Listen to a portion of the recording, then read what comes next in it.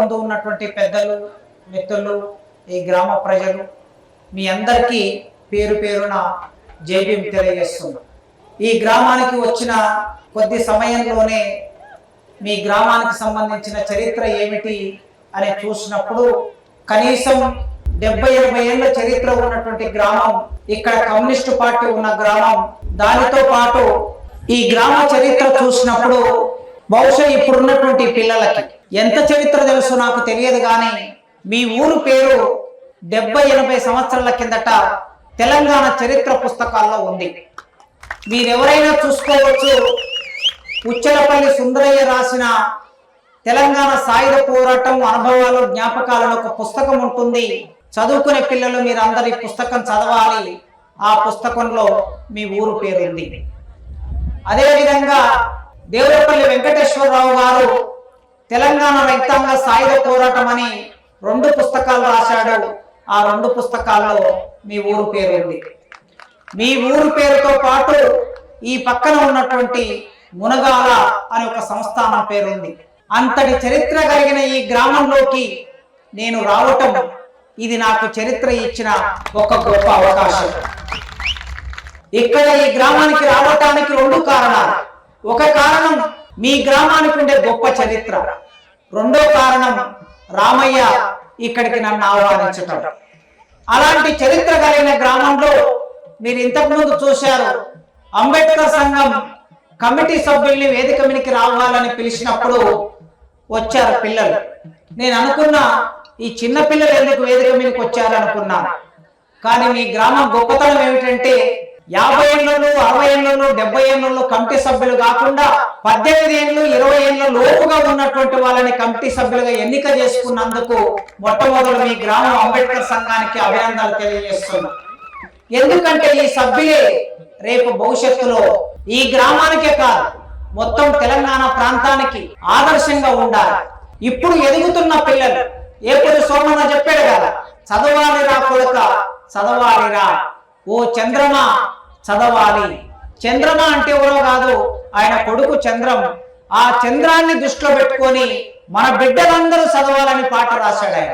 ఈ చదివే బిడ్డలు, మీ గ్రామం నుంచి చదివే వాళ్ళు, ఎదిగే వాళ్ళు మరొక చరిత్ర నిర్మాణం చేయాలి. ఆ చరిత్ర నిర్మాణంలో మీ గ్రామం ఉండాలి. ఒకప్పుడు మన తాత ముత్తాతలు, మీ తాత ముత్తాతలు చరిత్ర నిర్మాణం చేశారు. తాత ముత్తాతలు నిర్మాణం చేసిన చరిత్ర గొప్పతనం చెప్పడం మాత్రమే కాకుండా మనము ఒక కొత్త చరిత్ర నిర్మాణం చేసినప్పుడు మాత్రమే మీరు ఈ సమాజానికి, గ్రామానికి మంచి పని చేసిన వాళ్ళు అవుతారు. ఈ గ్రామంలో కమ్యూనిస్టు పార్టీ ఉందని చెప్పారు. 1972లో నా మిత్రుడు జానయ్య మా ఆర్ట్స్ కాలేజీలో, నేను దానికి ప్రిన్సిపాల్ను, ఆయన అక్కడ ఫ్యాకల్టీ లెక్చరర్ గా పనిచేస్తాడు. జానయ్యది ఈ ఊరని నాకు తెలియదు. ఇక్కడ నేను కారు దిగగానే రామయ్యతో పాటు జానయ్య కనిపించాడు. ఏమయ్య జానయ్య ఇక్కడున్నావు నువ్వు అంటే, సార్ నాది ఇదే ఊరు అని చెప్తున్నాడు ఆయన.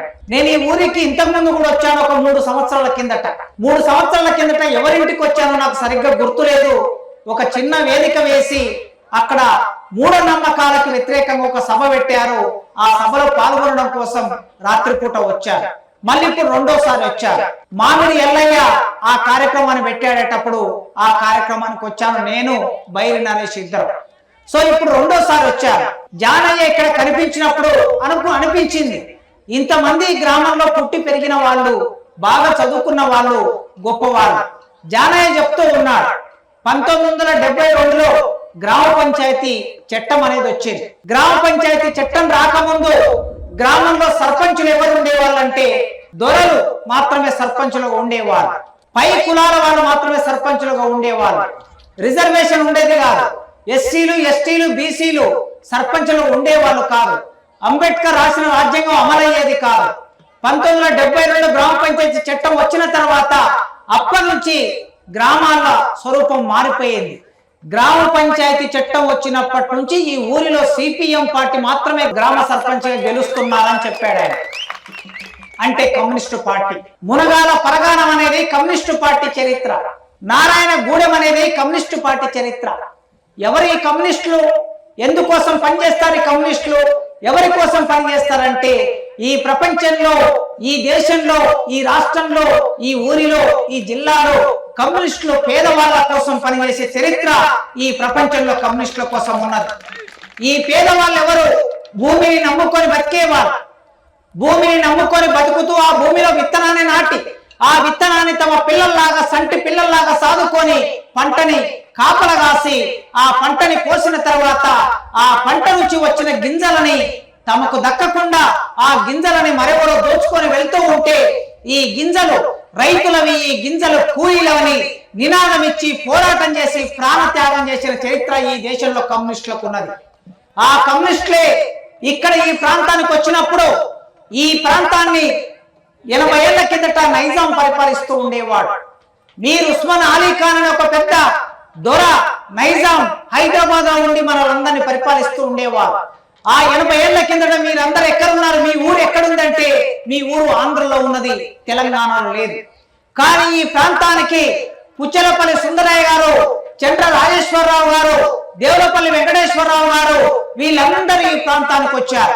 ఈ ప్రాంతానికి వచ్చి తెలంగాణ రైతాంగ సాయుధ పోరాట నిర్మాణం చేసి దొరలకు వ్యతిరేకంగా, దోపిడిదారులకు వ్యతిరేకంగా, రజాకార్లకు వ్యతిరేకంగా, భూస్వాములకు వ్యతిరేకంగా ఆనాడు జరిగిన పోరాటానికి మీ ఊరు ఒక స్థావరంగా పనిచేసింది. వచ్చిన వాళ్ళకి అన్నం పెట్టింది, వచ్చిన వాళ్ళకి ఆశ్రయాన్ని ఇచ్చింది, పోరాటం నేర్పించింది. ఆ పోరాటం వలన మొత్తం తెలంగాణ సమాజాన్ని విముక్తి చేసింది.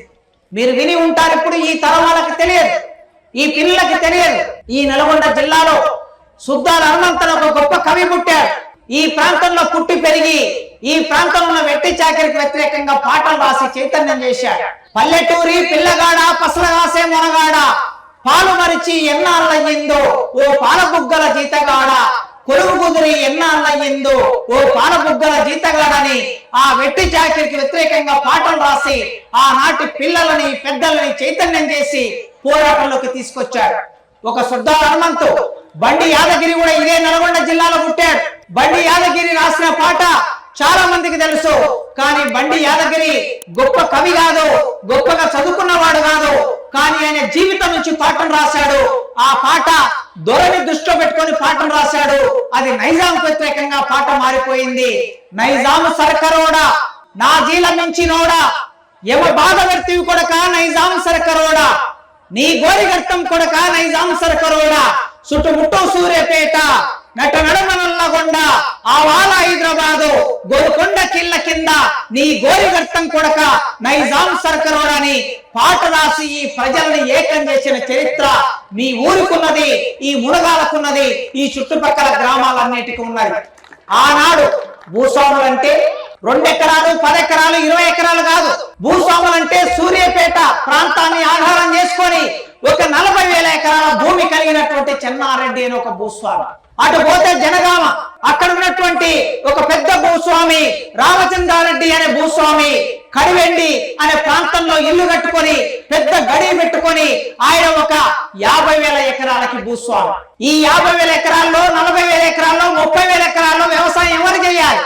ఆ దొరలు చేసేవాళ్ళు కాదు, ఆ జాగీర్దారులు జమీందారులు వ్యవసాయం చేసేవాళ్ళు కాదు. ఈ ఊళ్ళల్లో పుట్టిన వాళ్ళు మారలు, మాదిగలు, కుమ్మర్లు, కమ్మర్లు, యాదవులు, పద్మశాలి, రెడ్లు వీళ్ళందరూ కలిసి వ్యవసాయం చేసేవాళ్ళు. ఈ వ్యవసాయం చేస్తే ఆ దొరలు ఒక్కరోజు చెమట చుక్క చిందించని వాళ్ళు, ఒక్కరోజు పొలంలోకి దిగని వాళ్ళు, ఒక్కరోజు కొడవలు బట్టి కోత పోయని వాళ్ళు, ఒక్కరోజు ఈ మట్టిని ముట్టుకొని వాళ్ళు, ఒక్కరోజు ఎద్దులకి గడ్డి వేయని వాళ్ళు, పశువులని మంచిగా చూసుకోలేని వాళ్ళు, చివరికి పంట వచ్చిన తర్వాత ఈ పంట మాది, ఈ పంటని మా గడిల్లో నింపండి, మా గరిసెల్లో నింపండి, మా గుమ్ముల్లో నింపండి అని మన మీద దాడులు చేసి మన తాత ముత్తాతల్ని రాసి రంపాన పెట్టారు. కట్టెలతో కొట్టారు, చెన్నాకోలతో కొట్టారు, కట్టేసి కొట్టారు. వీపులు నెత్తులు వారుతూ ఉంటే ఆ దొర బండి మీద కూర్చొని ఆ బండి వెళ్తూ ఉంటే ఆ బండి ముందు రాత్రిపూట ఒక సాకలాయన దీపం పట్టుకొని గడి ఆ బండి ముందు వెలుగు రావాలని నడుస్తూ ఉండేవాడు. ఎద్దులు పరిగెత్తుతూ ఉంటాయి. ఎన్ని కిలోమీటర్లు? 10 కిలోమీటర్లు, 20 కిలోమీటర్లు. ఆ ఎద్దులు పరిగెత్తుతూ ఉంటే ఆ ఎద్దుల ముందు నడుస్తూ ఉండాలి. తినడానికి తిండి ఉండేది కాదు, కడుపులో ఆసరం ఉండేది కాదు. ఆ చీకట్లో కింద పడినప్పుడు ఆ చీకట్లో కింద పడిన సాకలాయన మీద ఆ బండి నడుచుకుంటూ వెళ్ళేది. అక్కడే చచ్చిపోయేవారు. మాదిగోళ్ళు వెళ్ళి దొరల గడిల్లో సేవ చేసి పెట్టాలి. ప్రతిఫలం ఆశించకూడదు. మాలల్లో వెళ్ళి సేవ చేసి పెట్టాలి, ప్రతిఫలం ఆశించకూడదు. మండలంలో వెళ్ళి సగరం చేయాలి, ఏమీ అడగకూడదు. గౌన్లు వెళ్ళి ఆకాశం అంత ఎత్తులో ఉన్నటువంటి తాటి చెట్టెక్కి లొట్టల్లో కళ్ళు నింపుకొని తీసుకెళ్లి దొరలకు ఇవ్వాలి, ఏమీ అడగకూడదు. అదే విధంగా గొల్ల కుర్మలు ఉంటే వాళ్ళు పెంచినటువంటి పొట్టేళ్లను తీసుకెళ్లి వాళ్ళకి ఇవ్వాలి, ఏమి అడగకూడదు. ఈ విధంగా దోపిడీ చేస్తున్నప్పుడు ఈ మునగాళ్ళకి మీ ఊరికి కమ్యూనిస్టులు వచ్చారు. ఆ కమ్యూనిస్టులు వచ్చి ఈ దోపిడీకి వ్యతిరేకంగా మనం పోరాటం చేయాలి, ఈ దౌర్జన్యానికి వ్యతిరేకంగా మనం పోరాటం చేయాలి. చిన్నలు పెద్దల్ని ఏకం చేసి పాటలు రాసి నాటకాలు రాసి చైతన్యం చేసి ఆనాడు మన తాత ముత్తాతలు ఈ భుజాల మీద నాగళ్లను మోసారు. నాగలి భుజం మీద పెట్టుకొని వెళ్ళి భూమిని దున్యారు. ఇవాళ మీ పంట పొలాల్లో ట్రాక్టర్ వచ్చి దున్నుతుంది, మీ పంట పొలాల్లో కోత మిషన్ వచ్చి కోత కోస్తుంది. కానీ ఆ రోజు కోత కొయ్యాలంటే కొడవలే పట్టాలి, భూమి దున్నాలంటే నాగలి పట్టాలి. ఆ నాగలి భుజం మీద పెట్టుకొని పోయినటువంటి రైతులని కమ్యూనిస్టు పార్టీ ఏకం చేసింది. ఆ రైతుల నాగన్లని కొద్ది రోజులు పక్కన పెట్టి ఆ భుజాల మీద తుపాకులను పెట్టి ఆ తుపాకీతో పోరాటం చేసి ఆ నైజాం సర్కారుని పైజాం ఊరేటట్టు పరిగెత్తించి కొట్టిన చరిత్ర తెలంగాణ ప్రాంతానికి ఉన్నది.